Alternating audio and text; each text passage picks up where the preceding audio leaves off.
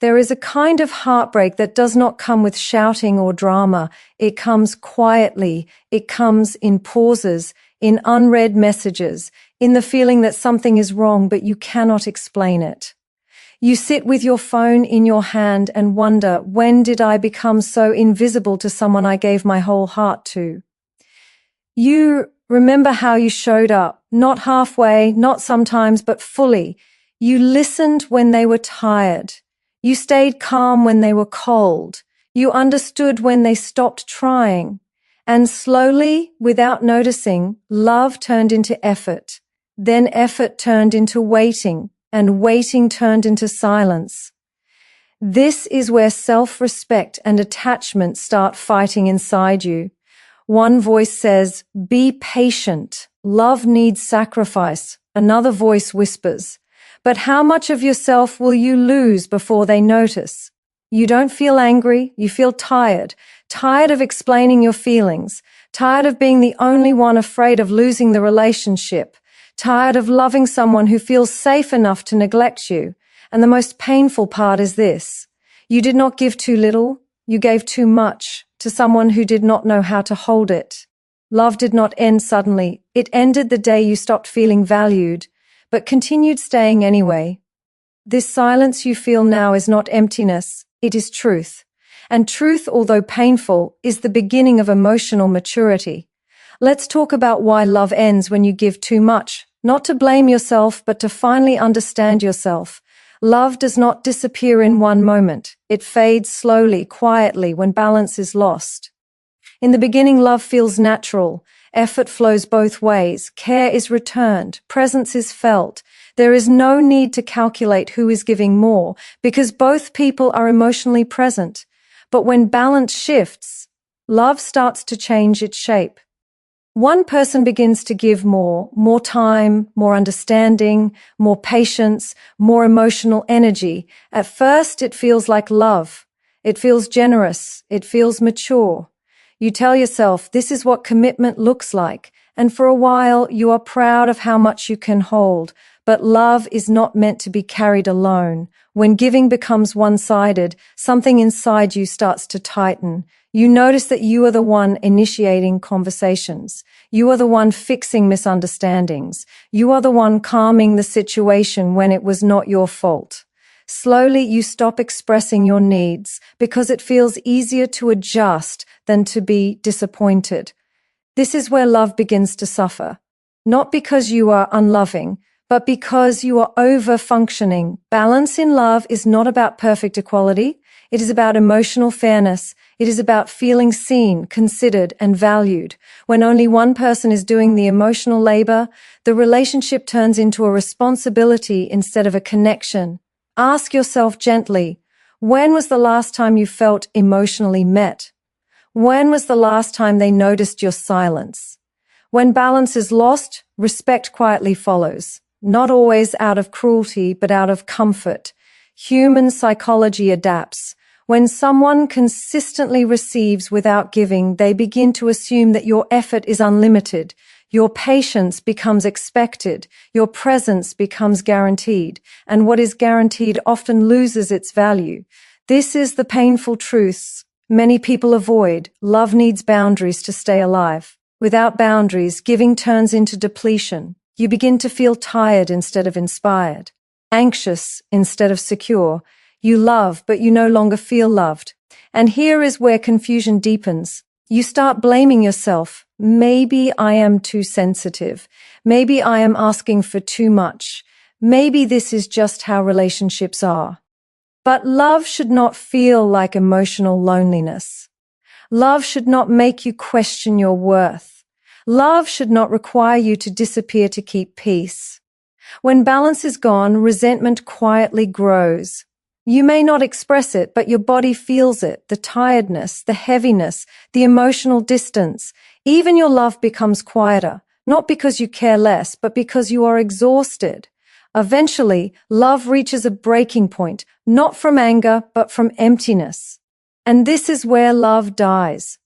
Not because one person stopped caring, but because one person cared alone for too long. Understanding this is not about guilt or regret. It is about awareness.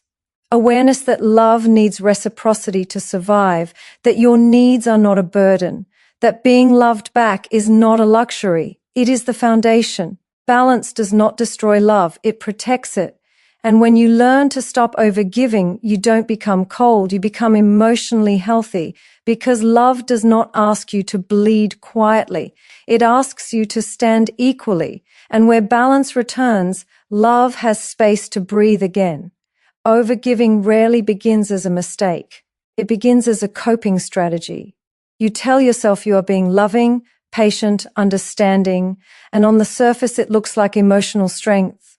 You are the one who stays calm, the one who forgives quickly, the one who adjusts. But beneath this generosity, there is often something quieter and more powerful driving it. Fear. Not fear that is loud or dramatic. Fear that is subtle. Fear of being left. Fear of being replaced. Fear of becoming unimportant in someone's life. So you give more. You reply faster. You compromise first. You ignore the discomfort in your chest and convince yourself it will pass.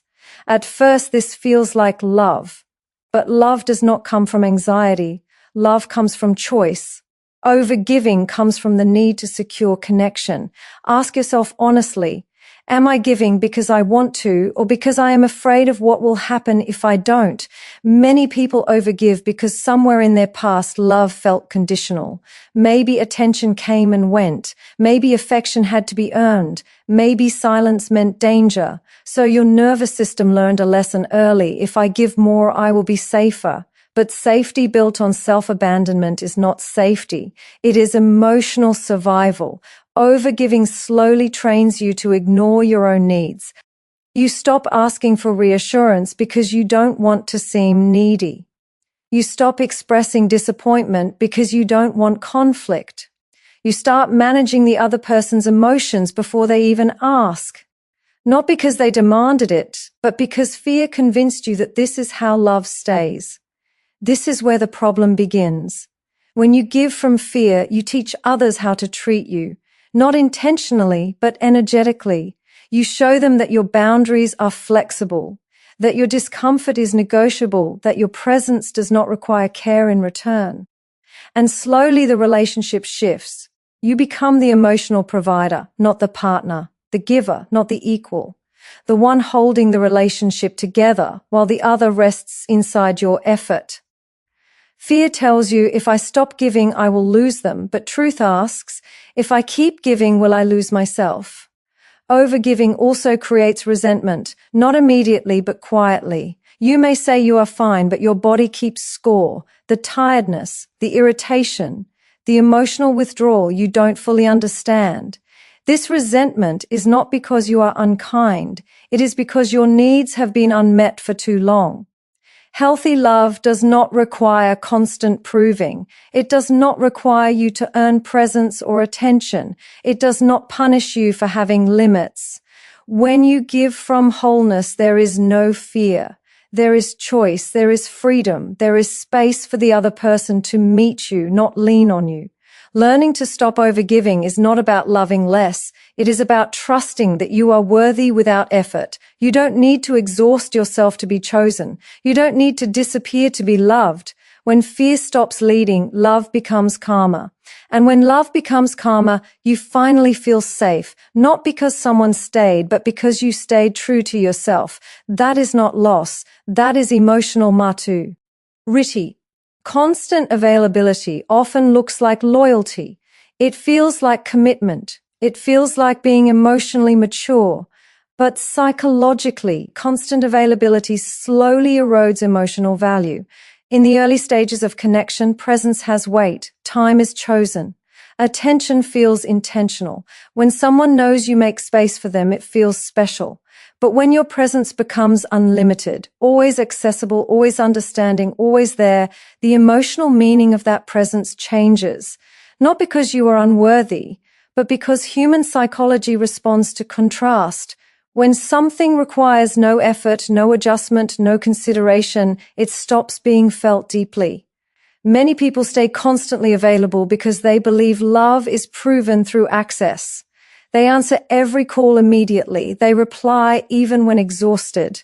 They rearrange their life without being asked. They tell themselves, if I'm always there, they'll see my value. But emotional value is not created through overexposure. It is created through mutual choice. Ask yourself this quietly. Do they choose me, or do they simply find me available? When someone knows you will always be there, regardless of how they behave, they stop being emotionally careful. Not intentionally, not maliciously, but subconsciously. Your time becomes assumed. Your patience becomes expected. Your understanding becomes a cushion they lean on without checking its cost. Boundaries are not walls, they are signals. They tell the other person, my time matters, my energy matters, my presence is intentional. Without these signals, relationships lose polarity. There is no emotional tension, no curiosity, no need to show up. Love becomes comfortable, and comfort without effort slowly turns into neglect. Constant availability also disconnects you from yourself. You start living in reaction mode. Your schedule revolves around someone else's moods, messages, and needs. You silence your own rhythms to stay accessible, and over time you feel tired, irritable, and emotionally unseen. This exhaustion is not because you love too deeply. It is because you are present without being valued. True intimacy does not require constant access. It requires consistent respect. There is a difference. Availability without boundaries says, I will always adjust. Availability with boundaries says, I am here, but I don't disappear. When you step back slightly, not to play games, not to manipulate, but to honor yourself, something important happens. You allow the other person to feel your absence. And absence, when healthy, reminds people of value. Not everyone will respond well to this, and that itself is information. Those who only valued your availability will resist your boundaries. Those who value you will meet you there. Constant availability often comes from fear of being replaced, forgotten, or left behind. But love built on fear does not feel secure. It feels anxious. It keeps you alert instead of at peace. You are not meant to be emotionally on call. You are meant to be chosen. When you stop being constantly available, you don't lose your softness. You protect it. And when emotional value returns, it is not because you became distant. It is because you became grounded. Presence is powerful when it is intentional. And love stays alive where presence is respected, not assumed. Attachment often wears the face of love. It sounds caring, it looks devoted, it feels intense, but inside it is heavy. When you are attached, your emotional state becomes tied to another person's behavior. Their mood affects your peace. Their attention determines your worth. Their distance creates anxiety in your body. You may call it love, but your nervous system feels like it is always on edge. That is the difference. Love feels steady. Attachment feels urgent. Attachment says, I need you to feel okay. Love says, I choose you, but I am okay within myself. Many people confuse the two because attachment feels deep. It creates longing, overthinking, emotional intensity. But depth does not always mean health. Sometimes it means dependency. Ask yourself gently, when they pull away, do I feel curious or panicked? When they are silent, do I feel calm or restless? Attachment exhausts you because it keeps you alert. You are constantly reading signals, interpreting tone, waiting for reassurance. You replay conversations in your mind, searching for meaning. Not because you are dramatic, but because your emotional safety feels uncertain. Over time, this state drains you. You start losing sleep. You lose focus. You lose emotional balance. And slowly you lose yourself. Attachment often comes from unhealed emotional wounds, from times when love felt inconsistent, when closeness came with anxiety. So your system learned to cling, not to trust. You try harder when distance appears. You give more when connection feels unstable. But love does not grow under pressure. It shrinks. When you are attached, you stop asking important questions. Is this relationship nourishing me? Am I allowed to have needs here? Instead, the main question becomes, how do I keep them? This is where exhaustion begins. You start adjusting your personality, softening your truth, minimizing your feelings. You become emotionally flexible, hoping it will create security. But security cannot be earned through self-abandonment. Love does not require you to perform stability. It provides it. Attachment also distorts reality. You may tolerate neglect, inconsistency, or emotional distance because the fear of losing the connection feels worse than the pain of staying. But staying in a state of emotional hunger slowly erodes your self-worth. You begin to feel small, uncertain, replaceable. This is not because you are weak. It is because attachment convinces you that the relationship is your source instead of your choice. Healthy love is spacious. It allows breathing room. It does not punish you with anxiety when you are not close. It does not demand constant reassurance to survive. Letting go of attachment is not about loving less. It is about loving without fear. When you release attachment, something changes inside you. You stop chasing emotional crumbs. You stop waiting for signals. You become present in your own life again. And surprisingly, this is when love either deepens or reveals its limits. If love can exist without exhaustion, it stays. If it cannot, it was never love. Peace is not the opposite of love. It is proof of it. And when love no longer costs you your energy, you finally understand the difference between being connected and being consumed. Not every ending is a loss. Some endings are lessons that love could not teach while it was still alive. When love ends, the first feeling is often rejection. You question your worth. You replay conversations. You search for mistakes. You ask yourself why you were not enough. But with time and honesty, another truth begins to surface. Love did not end to punish you. It ended to return. To yourself.